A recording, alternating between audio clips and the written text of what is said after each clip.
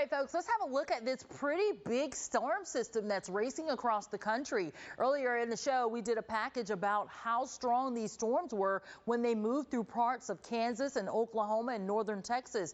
This is the same line. Of course, as the line gets closer, it gets a little bit weaker. It loses some steam, and we're grateful for that.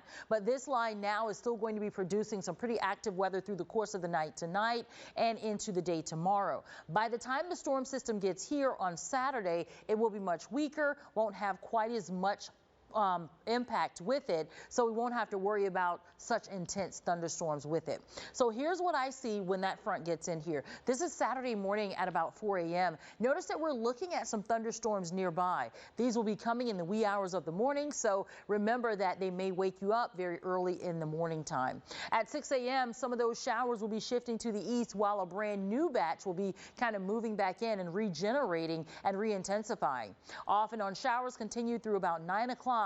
But by around 10 and 11, we start to see some breaks in some of these clouds and we get some sunshine. That's going to help those temperatures to warm up nicely. We do see 1 or 2 storms making it in after lunchtime, so maybe about 1 to 2 o'clock. Then we'll be done with all the storms. Sunshine is back out and we're warming up to about 80 degrees for your Saturday afternoon and evening.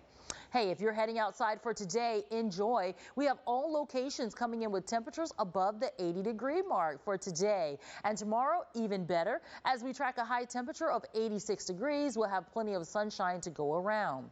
Now, your rain chances ahead. That's the only factor that we're dealing with for Saturday. That 60% chance of rain, dry for several days, and then unsettled weather builds back in starting Wednesday, continuing through Thursday and Friday. Those rain chances will be around, giving us some rumbles of thunder. And remember, we are talking about springtime, so anytime a springtime front rolls through, you have to keep your guard up just in case it gets out of hand.